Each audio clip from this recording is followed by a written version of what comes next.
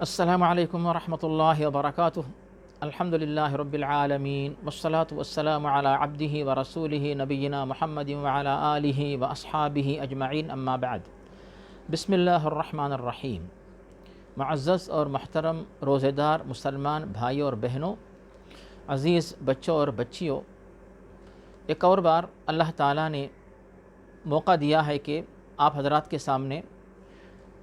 ماہ رمضان سے تعلق رکھنے والی اہم باتیں انشاءاللہ ہم پیش کر سکیں۔ آج کا موضوع رہے گا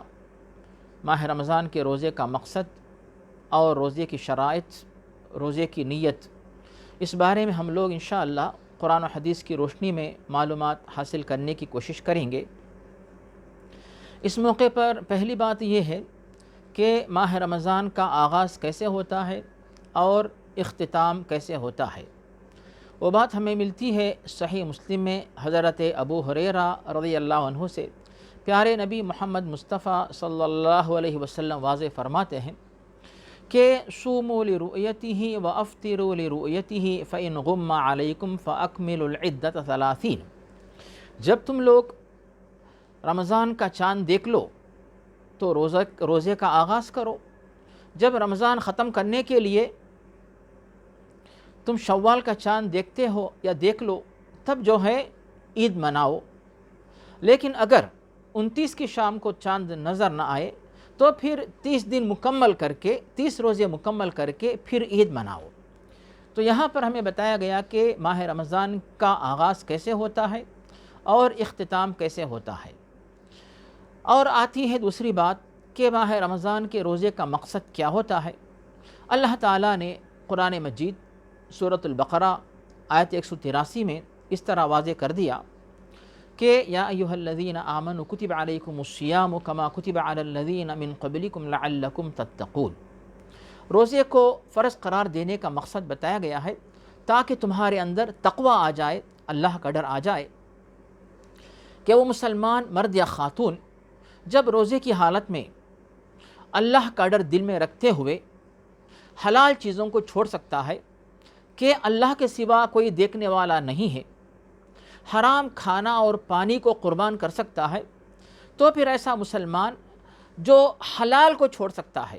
روزی کی حالت میں حلال کھانا حلال پانی ہے اس کو بھی چھوڑ سکتا ہے، تو پھر یہ مسلمان حرام چیزوں کو کیسے کھائے گا اور کیسے پیے گا۔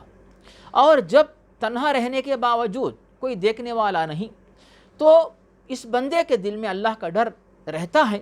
اسی لیے کوئی نہ دیکھنے کے باوجود کھانا اور پانی چھوڑ دیتا ہے۔ اس طرح تقوی کی تربیت ہوتی ہے۔ جب انسان تقوی کی تربیت پاتا ہے تو اپنے آپ کو گناہوں سے بچاتا ہے، اپنے آپ کو نیکیوں پر قائم رکھتا ہے، کثرت سے نیکیاں کرتا ہے، اللہ تعالیٰ کو راضی کرتا ہے اور دنیا و آخرت میں کامیابی حاصل کرتا ہے۔ اب اس کے بعد آتی ہے تیسری بات، وہ ہے کہ ماہ رمضان کے روزے فرض ہونے کے لیے کون سی شرائط ضروری ہیں۔ علماء نے آیات و احادیث کی روشنی میں جو شرائط بتائی ہیں کہ ماہ رمضان کا روزہ اسی وقت فرض ہوتا ہے جب کہ جو شخص جس کے بارے ہم سوچیں گے کہ اس پہ فرض ہے کہ نہیں ہے روزہ، اس کا مسلمان ہونا ضروری ہے، مسلمان پر ہی روزہ فرض ہوتا ہے، غیر مسلم پہ فرض نہیں ہوتا، اور اس کا عاقل ہونا ضروری ہے، دماغ ٹھکانے پہ ہو، پاگل نہ ہو، پاگل پہ روزہ فرض نہیں ہوتا، اور بچہ یا بچی، لڑکا یا لڑکی بالغ ہو، نابالغ پہ روزہ فرض نہیں ہوتا۔ لیکن اگر نابالغ لڑکا یا لڑکی روزہ رکھیں تو ان کا روزہ صحیح ہوگا، اس پر اجر ملے گا۔ اب اس کے بعد روزہ صحیح کب ہوتا ہے، اس کے لیے بھی شرط ہے کہ جو شخص روزہ رکھے اس کا مسلمان ہونا ضروری ہے، غیر مسلم اگر روزہ رکھے تب بھی وہ روزہ صحیح نہیں ہوگا۔ اور اگر کوئی شخص پاگل ہو، دماغ ٹھکانے نہ ہو، وہ اگر روزہ رکھے تب بھی اس کا روزہ صحیح نہیں ہوگا۔ اور خاتون کا حیض و نفاس سے پاک ہونا یہ بھی جو ہے روزہ صحیح ہونے کے لیے شرط ہے۔ اب بھائی اور بہنوں، ہم آتے ہیں یہ معلومات حاصل کرنے کے لیے کہ روزہ اللہ کے دربار میں قابل قبول ہونے کے لیے کون سی شرائط ہیں۔ پہلی شرط یہ ہے کہ روزہ رکھنے والا شخص مسلمان ہو، مومن ہو۔ جب تک کسی کے پاس اسلام اور ایمان نہ ہو اس کا روزہ قبول نہیں ہوتا۔ اور دوسرے نمبر پر اس کے اندر اخلاص ہو، نیت کرے، اخلاص نیت اس کے اندر ہو، تبھی روزہ جو ہے قابل قبول ہوگا، ریاکاری کی وجہ سے روزہ قابل قبول نہیں ہوگا۔ اور تیسرے نمبر پر روزہ رکھنے والا شخص حلال کمائی کھائے اور حرام کمائی سے اپنے آپ کو بچا کے رکھے۔ چوتھے نمبر پر وہ شخص جو ہے روزے کے ارکان ادا کرے، اور پانچویں بات یہ ہے کہ روزہ توڑنے والے اسباب سے اپنے آپ کو بچا کے رکھے۔ اور بعض علماء نے یہاں پہ اس بات کو بھی پیش کیا ہے کہ اسے چاہیے کہ روزے کے لیے نماز کی پابندی بھی علماء نے بتائی کہ یہ بھی جو ہے ضروری شرط ہے تاکہ روزہ قبول ہو۔ اب اس کے بعد ہم اس بارے میں معلومات حاصل کریں گے کہ روزے کے ارکان کون کون سے ہیں، روزے کے اندر کون سے اعمال جو ہے ان کا درجہ فرض کا ہوتا ہے، اور روزے کے لیے ضروری شرط کون سی ہے یا کون سی شرائط ہیں۔ ان میں ہم پہلے لیتے ہیں فرض کے بارے میں آتے ہیں۔ پہلے نمبر پر بات جو فرض کی آتی ہے کہ روزے کے اندر علماء نے بتایا کہ صرف ایک فرض ہے۔ وہ فرض کیا ہے؟ الامساک عن المفطرات من الاکل والشرب والجماع من طلوع الفجر الى غروب الشمس مع تقرب نیت الى اللہ عز وجل۔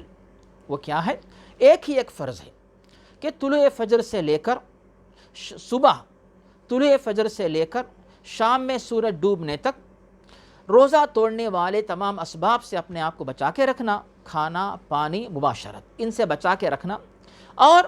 اللہ کی قربت حاصل کرنے کی نیت رہے، تو یہ جو ہے روزے کے لیے فرض ہے۔ اور اس کی دلیل ہمیں ملتی ہے قرآن مجید سورۃ البقرہ کے اندر آیت 187 میں اللہ تعالیٰ کا ارشاد ہے وَكُلُوا وَاشْرَبُوا حَتَّى يَتَبَيَّنَ لَكُمُ الْخَيْطُ الْأَبْيَضُ مِنَ الْخَيْطِ الْأَسْوَدِ مِنَ الْفَجْرِ ثُمَّ أَتِمُّوا الصِّيَامَ إِلَى اللَّيْلِ۔ تو یہ اس فرض کے لیے دلیل کے طور پہ یہ آیت پیش کی جاتی ہے۔ اب آتی ہے بات شرط کی کہ روزے کی شرط کیا ہے۔ روزے کی شرط ہے نیت، یعنی صرف کوئی شخص بھوکا رہے، پیاسا رہے، کھانا پانی اور مباشرت کو چھوڑ دے تو کیا اس کا روزہ صحیح ہوگا؟ ہرگز نہیں۔ اس کے ساتھ ساتھ نیت کا ہونا ضروری ہے۔ بغیر نیت کے کسی کا روزہ صحیح نہیں ہوگا، قابل قبول نہیں ہوگا۔ تو بعض علماء نے نیت کو فرض بتایا ہے، بعض علماء نے نیت کو جو ہے روزے کی نیت کو بعض علماء نے فرض بتایا، بعض علماء نے نیت کو روزے کے لیے شرط قرار دیا۔ اب آتی ہے بات کہ روزہ جو ہے یعنی روزے کے لیے نیت لازمی شرط ہے۔ اس کی دلیل ہم لیتے ہیں احادیث سے۔ وہ حدیث جو بخاری اور مسلم میں حضرت عمر بن خطاب رضی اللہ عنہ سے مروی ہے، پیارے نبی محمد مصطفیٰ صلی اللہ علیہ وسلم واضح فرماتے ہیں انما الاعمال بالنیات وانما لکل امرئ ما نویٰ۔ تمام اعمال کا دار و مدار نیتوں پہ ہوتا ہے، اور ہر ایک کو وہی ملے گا جس کی وہ نیت کرتا ہے۔ یہاں پہ بات واضح ہو گئی کہ تمام اعمال کا دار و مدار نیتوں پر ہے، تو پھر روزے کا دار و مدار بھی نیت کے اوپر ہے۔ تو بغیر نیت کے روزہ صحیح نہیں ہوگا، قابل قبول نہیں ہوگا، اجر و ثواب کا سبب نہیں بنے گا۔ اب آتی ہے بات جب نیت کا ذکر آ گیا تو نیت کے سلسلے میں ہم اس بات کی وضاحت کریں، بلکہ کئی باتیں ہیں۔ ان میں سے پہلی بات یہ ہے کہ ماہ رمضان کا روزہ فرض ہے، اور فرض روزے کی نیت کے سلسلے میں علماء کی تحقیق یہ ہے کہ فرض روزے کی نیت جو ہے طلوع فجر سے پہلے کر لینا ضروری ہے، یعنی جو فجر کی اذان ہوتی طلوع فجر اس وقت یا اس سے پہلے، اذان سے پہلے نیت کر لیں، رات ہی میں کر لیں، سونے سے پہلے کر لیں، صبح سحری کے وقت کر لیں، تو جو ہے یعنی طلوع فجر سے پہلے نیت کا ہونا ضروری ہے۔ اس بات کی دلیل ہم یہاں اس طرح پیش کرتے ہیں، وہ ہے مسند احمد، سنن ترمذی اور سنن نسائی کے اندر حضرت حفصہ رضی اللہ عنہا سے مروی ہے، پیارے نبی محمد مصطفیٰ صلی اللہ علیہ وسلم واضح فرماتے ہیں کہ من لم یجمع الصیام فی اللیل، ایک اور حدیث میں ہے کہ من لم یجمع الصیام قبل الفجر فلا صیام لہ، اگر کوئی بھی شخص جو ہے روزے کی نیت فجر سے پہلے نہیں کر لیتا یا رات ہی میں نہیں کر لیتا تو اس کا روزہ صحیح نہیں ہوگا۔ تو فرض روزے کی نیت، ماہ رمضان کے روزے کی نیت صبح جو ہے فجر کی اذان سے پہلے کر لینا ضروری ہے۔ اب یہاں پر نیت کا ذکر آ گیا تو بعض علماء نے اس بارے میں، علماء کی جو الگ الگ تحقیقات ہیں، ان دو تحقیقات کا خلاصہ یہ ہے کہ بعض علماء کی تحقیق یہ ہے کہ جیسے ہی چاند کا ثبوت ہو گیا کہ ماہ رمضان کا آغاز ہو گیا، کوئی مسلمان جو ہے اسی رات سے، اسی وقت سے جو ہے نیت کر لیتا ہے کہ میں پورے ماہ رمضان کے روزے رکھ لوں گا، اس کی نیت کا آغاز ہو گیا تو یہ نیت کافی ہے۔ دیگر علماء کی تحقیق یہ ہے وہ نیت تو ہوگی، اس کے ساتھ ساتھ جو ہے ہر رات میں یعنی سونے ہونے سے پہلے، صبح سحری کے وقت، اور اسی طرح فجر کی اذان سے پہلے روزے کا وقت داخل ہونے سے پہلے بھی نیت کا کر لینا یہ ضروری ہے، اور یہ نیت اس وقت سے لے کر روزہ مکمل کرنے تک روزے کی نیت جاری رہے گی۔ تو یہ ہے روزے کی نیت، جو کہ روزے کے لیے ضروری شرط ہے، جس کے بغیر روزہ صحیح نہیں ہوگا، اس کے بغیر روزہ قابل قبول نہیں ہوگا۔ اب آتی ہے بات کہ روزے کی کیفیت، یعنی نیت کی کیفیت اور نیت کی دعا کے سلسلے میں ہم معلومات انشاءاللہ حاصل کریں گے۔ تو علماء کی تحقیق اس بارے میں یہ ہے کہ نیت کہتے ہیں دل کے ارادے کو، نیت کوئی سبق نہیں ہے، نیت الفاظ کو نہیں کہا جاتا۔ تو یعنی علماء کی تحقیق یہ ہے کہ ہم قرآن کی تمام آیات پر غور کریں، تمام احادیث پہ غور کریں، کہیں بھی ہمارے سامنے بات نہیں ملتی کہ نیت کے لیے کوئی مخصوص دعا پڑھی جائے۔ تو پھر نیت کیا ہوتی ہے؟ نیت یہی ہے کہ جیسے ہی ماہ رمضان کا آغاز ہوا، آپ نے دل میں نیت کر لی کہ میں انشاءاللہ سارے مہینے کے یعنی پورے 30 دن کے روزے رکھوں گا، آپ کی دل میں ارادہ ہو گیا۔ اسی طرح ہر رات میں جب آپ سوتے ہیں یہ نیت لے کے سوتے ہیں کہ صبح انشاءاللہ میں اللہ کی رضامندی کے لیے، اللہ سے اجر حاصل کرنے کے لیے روزہ رکھنے والا ہوں۔ جب آپ سحری کے لیے اٹھتے ہیں آپ کے دل میں روزے کی نیت ہوتی ہے، سحری کھاتے ہیں، سحری کرتے ہیں، آپ کے دل میں روزے کی نیت ہوتی ہے۔ تو یہی نیت جو ہے اسی کو نیت کہا جاتا ہے۔ ورنہ لوگ جو پریشان رہتے ہیں کہ نیت کی کوئی دعا پڑھی جائے، کتابوں کو ڈھونڈتے ہیں اور پھر تلاش کرتے ہیں، لوگوں سے پوچھتے ہیں، تو نیت کے بارے میں کوئی دعا نہیں ہوتی، بلکہ امام ابن القیم رحمہ اللہ اپنی کتاب زاد المعاد میں پیش کرتے ہیں کہ نیت کا مطلب ہے ارادہ، اور آپ کے دل میں جو ارادہ ہوتا ہے کہ میں یہ روزہ اللہ کی رضامندی کے لیے رکھتا ہوں، بس یہی نیت آپ کے لیے ضروری ہے، یہی نیت آپ کے لیے کافی ہوگی۔ اب اس کے بعد ایک اور بات یہاں پہ ہمیں پیش کرنا چاہیں گے کہ جب ہم ماشاءاللہ نیت کے بارے میں جان چکے ہیں کہ نیت کے لیے کوئی دعا، کوئی لفظ اس طرح نہیں، دل میں نیت کر لیں، یہی نیت آپ کے لیے کافی ہوگی انشاءاللہ۔ تو اس نیت کے بارے میں ضروری بات یہاں پہ یہ بھی ہے کہ ہم جب روزہ رکھیں تو نیت کے اندر اخلاص ہو، یعنی صرف اللہ کی رضامندی کے لیے روزہ رکھیں، یہ نیت ہمارے اور آپ کے تمام کے دلوں میں ہونی چاہیے، یعنی ہمارے دلوں میں ریاکاری نہ ہو۔ یہاں پر پہلی دلیل ہم لے آتے ہیں، وہ ہے قرآن مجید سورۃ البینہ آیت نمبر 5۔ یہاں پر اللہ تعالیٰ نے واضح کیا کہ لوگوں کو حکم یہ دیا گیا کہ اللہ تعالیٰ کی عبادت اخلاص نیت کے ساتھ انجام دیں، عبادت خلوص نیت کے ساتھ ادا کریں۔ یہ ہو گئی پہلی دلیل۔ اب آتی ہے دوسری دلیل، سورۃ الانعام کے اندر آیت 162 میں اللہ تعالیٰ نے واضح فرما دیا، قل ان صلاتی و نسکی و محیای و مماتی للہ رب العالمین، کہ اے نبی کریم صلی اللہ علیہ وسلم آپ بتا دیجئے کہ بے شک میری نماز اور میری قربانی، میرا جینا اور میرا مرنا سب اللہ رب العالمین کے لیے ہے، جو رب العالمین سارے جہانوں کا رب ہے۔ تو مطلب یہ ہوا کہ جو بات واضح ہوتی ہے وہ یہ ہے کہ ہم جو روزہ رکھیں اخلاص خلوص نیت کے ساتھ صرف اللہ تعالیٰ کی رضامندی حاصل کرنے کے ارادے سے روزہ رکھیں، تاکہ اللہ تعالیٰ کے دربار سے اجر و ثواب حاصل ہو۔ اور یہاں پر ہم اس دلیل کو بھی لیتے ہیں جو بخاری اور مسلم میں حضرت ابو ہریرہ سے مروی ہے، پیارے نبی واضح فرماتے ہیں کہ کوئی بھی مسلمان مرد یا خاتون ماہ رمضان کے روزے رکھے ایمان کے ساتھ اور اخلاص کے ساتھ، تو ایسے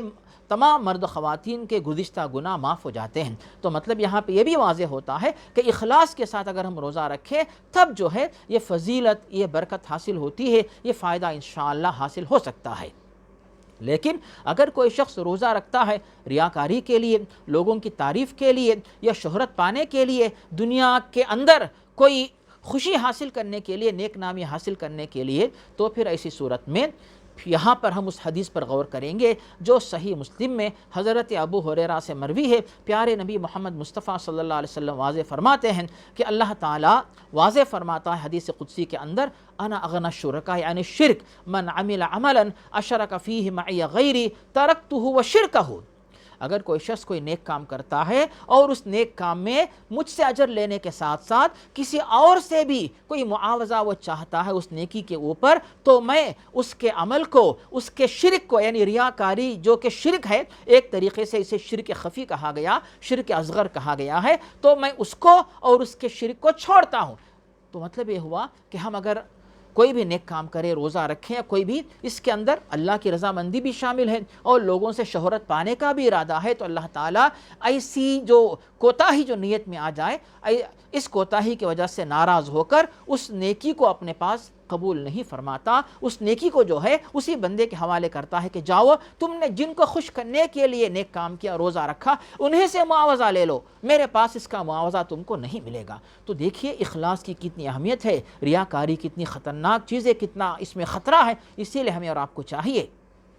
کہ روزہ اور تراویح دیگر عبادات جو بھی ہیں ان میں اخلاص سے نیت کو اپنائیں اور اپنے آپ کو ریاکاری سے بچائیں، اور اللہ تعالیٰ کے دربار میں اخلاص کی دعا کریں، ریاکاری سے بچنے اور بچانے کی دعا بھی اللہ تعالیٰ سے دعا کرتے رہیے۔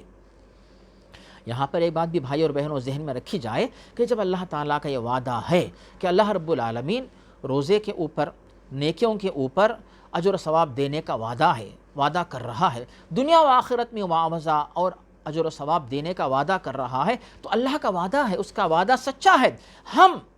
اپنے دل میں ریاکاری نہ لے آئیں، اخلاص رکھیں، تو دنیا و آخرت میں فوائد، دنیا و آخرت میں فائدے عطا کرنا یہ اللہ تعالیٰ کا وعدہ ہے، اجر عطا کرنا یہ اللہ کا وعدہ ہے۔ تو ہم جو ہے اس نیت کے اندر کوتاہی لے آئیں تو پھر نیکی ضائع ہو رہی ہے، فائدہ نہیں ہوتا، ثواب نہیں ملتا۔ تو ہم یہ نہ سوچیں کہ اس نیکی سے دنیا میں کیا ملے گا، ہرگز نہیں، مت سوچئے، صرف نیکی سے اللہ تعالیٰ کی رضامندی کا ارادہ دل میں رکھیے۔ اس کے بعد اللہ رب العالمین اس روزے کی وجہ سے، اس نیکی کی وجہ سے کتنا اجر دیتا ہے، دنیا میں کتنے فائدے دیتا ہے، دنیا میں کتنی برکتیں دیتا ہے، آخرت میں کتنے فائدے عطا فرماتا ہے، یہ سب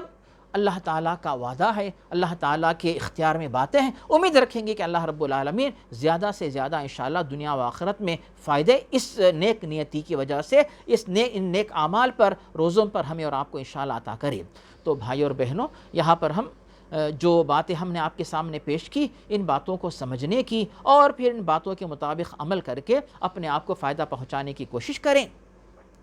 تو اللہ تعالیٰ کے دربار میں دعا ہے کہ اللہ تعالیٰ ہمیں اور آپ کو اخلاص سے نیت اپنانے کی توفیق عطا فرمائے اور ریاکاری سے بچنے کی اللہ تعالیٰ ہمیں اور آپ کو توفیق عطا فرمائے۔ اللہ رب العالمین ہم سے اور آپ سے ماہ رمضان کے روزے، تراویح، نمازیں، عبادات وغیرہ قبول فرمائے، ہمارے اور آپ کے گناہوں کو معاف فرمائے، اور جو کورونا وائرس جس کی وجہ سے ساری دنیا کے لوگ پریشان ہیں، تو دعا ہے کہ اللہ رب العالمین ہمیں اور آپ کو اور ساری امت اسلامیہ کو اس کورونا وائرس سے، اس کے نقصانات سے بچائے اور ہمیں اور آپ کو نیکی عطا فرمائے اور نیکیاں قبول فرمائے، آمین۔ اللہم ربنا تقبل منا انک انت السمیع العلیم۔ اللہم صلی وسلم وبارک علی عبدک ورسولک نبینا محمد وعلی آلہ واصحابہ اجمعین والحمد للہ رب العالمین۔ فجزاکم اللہ خیرا، والسلام علیکم ورحمۃ اللہ وبرکاتہ۔